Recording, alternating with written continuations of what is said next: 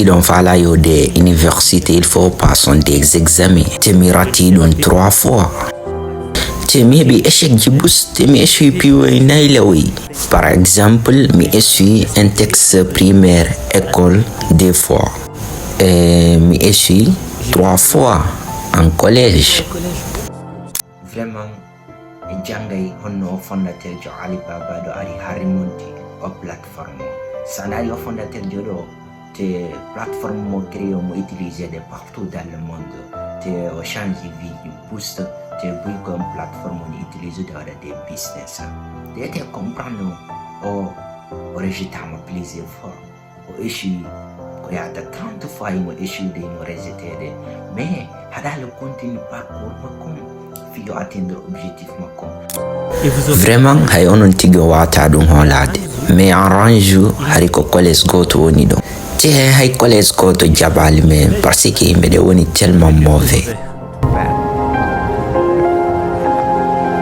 Et toujours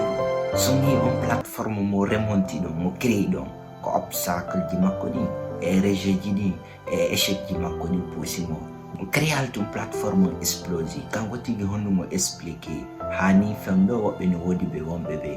résultat bon min ko buri miijaade mudum goddo no do wotude dum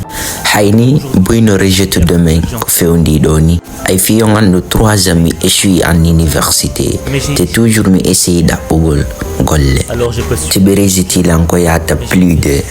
30 fois mi kadi ka police be ni la vraiment antigi amoya hay mi KFC fewno KFC arika ville antigi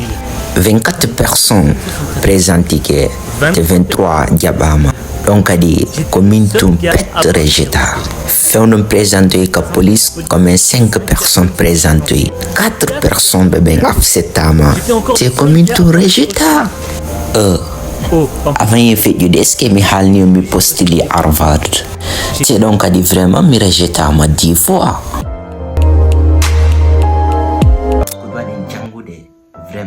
wana fi o entreprise da resetima en fusawata dare yo presenti que police p5 o resetama do en plus kadi o presenti que fendo KFC ari be resetimo na parce que o no move wala fusawata mais so jot kuno dum no juillet sentiment di makodi ne emotion di makodi est-ce que wodane ko créer est-ce que o créer une plateforme Alibaba non wata jodo wi on fi yemi da boy nokugo et entreprise do résultat là vraiment mimi moya non autant job waté nous commentalement et de toujours comprendre au derrière nous est-ce que vraiment now on doit créer un dehors mon entreprise avant de yo da emploi ko do wadi mi wi nyande gori fo mi am jonni roya ton ko I think that can be arranged. Mais si kaka duna do vraiment no wodi rejetable plus de 30 fois. Puis on goûte on tigi do awade ko jamais abandonné comme Forrest Gump. Il faut continuer à toujours pirafi mudun te améliorer horema. Te ara jabali hebude tan wulita. Puis on tatabu qu'on doit les retenir de emako vraiment quand on tigo utilise échec gili et erreur gili et surtout reset gili pour un carburant fioremo into projet di makoni teo utiliser d'une faiblesse non mais o daru no fo ndari no utiliser no fi woda ko créer ko inventer une différence entre réussir bébé et échouer bébé mais remarquez si tayo be wadi erreur be wulliti ke wobbe go vraiment be wawata atteindre dende hunde donc si tay on tigi wadani hore mon bilan de conscience o ni vraiment ko mi woni wadde o erreur do te do mo ya il faut me changer vraiment on réussir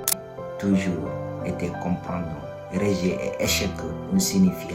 o wono mauvais ou bien wodi ko wawata non bon wata hiji to abonagol partage minimum welti be madido surtout ko dum posata janden ka shendo te wawen avancer